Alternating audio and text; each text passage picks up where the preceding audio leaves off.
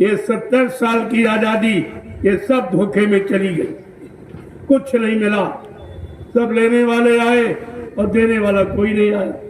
कोई चंदा मांग रहा, कोई वोट मांग रहा, कोई नोट मांग रहा, कोई महंगाई लगा रहा, कोई टैक्स लगा रहा। तुम्हें क्या मिल रहा? अरे तुमने कभी ये सोचा परमात्मा ने तुमको मानव बुद्धि दी है सोचने विचारने के लिए? तुमने कभी अपनी बुद्धि से सोचा कि हमें क्या करना चाहिए? और यही महात्मा आपको सिखाने आए। जब तुम्हारा कोई काम नहीं कर रहा, कोई तुम्हारी नहीं सुन रहा, आपत्ति मुसीबत पर कोई नहीं आ रहा, तो तुम ही क्यों खड़े हो रहे? एक बार अगर भारत की जनता जाग जाए तो इन सबको सबक मिल जाएगा कि अब भारत की जनता जाग गई। जब जब आप सोए, अज्ञानता में रहे, भूल भरम में रहे, दूसरे के सहारे जीने की कोशिश की और तब आप मारे गए। जब पहले आपने ये किया तो 350 वर्ष मुसलमानों ने राज हिंदुस्तान पर किया, हिंदुओं पर राज किया, तुमको गुलाम बना के रखा क्योंकि तुम सो गए थे। तुम फिर सो गए, फिर अज्ञानता भूल भरम में फंस गए। तो ये मुट्ठी भर अंग्रेज आए थे, उन्होंने 250 वर्ष आपको गुलाम बना के रखा और तीसरी बार ये तुम फिर सो गए हो। इन नेताओं ने आपको गुलाम बना के रखा, तुम्हें क्या मिला? अरे कब जागोगे, कब चेतोगे, कब होश में आओगे, कब अपना हानि लाभ समझोगे?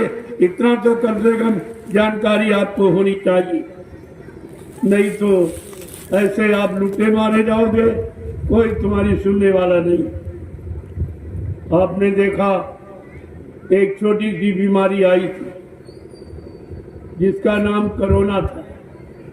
बाबा जी ने बहुत पहले बताया, 6 नवंबर 1986, ये तारीख लिख लो, कोई नहीं बताएगा। बाबा जी ने 6 नवंबर 1986 को ये संदेश में कहा कि बच्चा, अगर तुमने मेरी बात न मानी, तुम सपरिवार शाकाहारी न हो पाए, अच्छे नेक भले ईमानदार चरित्रवान न बन पाए, तो कुदरत की तरफ से एक ऐसी बीमारी आ रही जिस बीमारी का नाम है कोरोना। क्या ना करो तो बीमारी नहीं आएगी, अगर करना नहीं बंद करोगे तो बीमारी जरूर आ जाएगी। तो कहा बच्चा, अंडा मत खाना, ये मुर्गी का मासिक धर्म। कितनी गंदगी है। जब आपकी घरवाली मासिक धर्म महीने में होती है तो आप 5 दिन उसके हाथ का भोजन नहीं करते, उसको आप छूते नहीं हो कि तमाम तरह की बीमारियां आ जाएंगी। वो बीमारी का वक्त होता। तो ये घर में परहेज करना आप सीख गए, परिवारों में सीख गए, लेकिन जो मुर्गी का ये मासिक धर्म अंडा जो खिलाया जा रहा, इसके बारे में किसी ने नहीं सोचा। ये सब पढ़े लिखे विद्वान, ये बड़े बड़े डॉक्टर, ये भी नहीं जान पाए कितनी बड़ी गंदगी है, जिसकी गंदगी के खाने से मन भोगी, विलासी और कामी बन जाएगा। क्योंकि मुर्गा एक दिन में कितनी मुर्गियों पर क्रॉस कर जाता, इतना बड़ा कामी होता है। वो अंडा या उसका मांस खाने से तुम कितने बड़े कामी और कुकर्मी बन जाओगे कि तुमको नरकों में जाना पड़ेगा। ये तुम्हारे अंदर सूझबूझ नहीं रही, खान पान अपना नहीं समझ पाए, सब अपना खान पान जानती। ये तुम्हारे जानवर दरवाजे पर बनने वाले गाय भैंस बकरी, अगर इनको आप चारा न दो तो अब इनको मांस खिलाएगी, ये खाएगा? ये अज्ञान है, पढ़ा लिखा नहीं है, पूजा पाठ नहीं सिखाई गई, रामायण गीता नहीं सुनाई गई, लेकिन अपनी भोजन की पहचान जानता। अगर आप चारा न दो और मांस डालो तो ये दूर खड़ा हो जाए, उसकी तरफ देखेगा भी, ये भी जानता कि मेरा भोजन नहीं। अगर इन पशुओं को 1 सप्ताह प्यासा रखो कि पानी नहीं, हम इनको शराब पिलाएंगे, तो ये जान दे सकता, लेकिन शराब नहीं पिए।